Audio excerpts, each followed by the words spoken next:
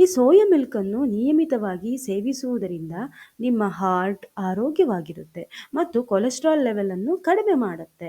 ಈ ಸೋಯಾಬೀನ್ನ ಹಾಲಿನಲ್ಲಿ prebiotic sugar ಅಂದರೆ ಒಂದು ಥರದ ಸಕ್ಕರೆ ಅಂಶ ಇದೆ. ಇದು ನಮ್ಮ ಕರುಳಿನ ಒಳ್ಳೆಯ ಬ್ಯಾಕ್ಟೀರಿಯಾದ ಬೆಳವಣಿಗೆಗೆ ಸಹಾಯ ಆಗುತ್ತೆ. ಮಿಲ್ಕಲ್ಲಿ ತುಂಬ ಕಡಿಮೆ ಕ್ಯಾಲೋರಿ ಇರೋದ್ರಿಂದ ನಿಮಗೆ ವೆಯ್ಟ್ ಲಾಸ್ ಮಾಡ್ತಾ ಇದ್ರೆ ಇದು ಒಳ್ಳೆಯ ಆಹಾರ. ಈ ಫೈಟೋ ಈಸ್ಟ್ರೋಜನ್ ಅಂದರೆ ಪ್ಲಾಂಟ್ನಲ್ಲಿರುವಂತಹ ಈಸ್ಟ್ರೋಜನ್ ತರಹದ್ದೇ ವಸ್ತು ನಮ್ಮ ದೇಹದ ಈಸ್ಟ್ರೋಜನ್ ಹಾರ್ಮೋನಿನ ಹಾಗೇನೆ ಬಿಹೇವ್ ಮಾಡುತ್ತಂತೆ. ಮೆನಫಾಸ್ ಅಥವಾ ಮುಟ್ಟು ನಿಲ್ಲುವಾಗ ಹೆಂಗಸರಲ್ಲಾಗುವ ಬದಲಾವಣೆ, ರಾತ್ರಿ ಮೈ ಬೆವರೋದು ಇದನ್ನೆಲ್ಲ ಸ್ವಲ್ಪ ಮಟ್ಟಿಗೆ ಕಡಿಮೆ ಮಾಡುತ್ತಂತೆ. ಹಾಗೆಯೇ ಮುಟ್ಟಿನ ಸಮಯದಲ್ಲಾಗುವ ಹಾರ್ಮೋನಲ್ ಚೇಂಜಸ್ ಸ್ವಲ್ಪ ಮಟ್ಟಿಗೆ ಕಡಿಮೆ ಮಾಡುತ್ತಂತೆ.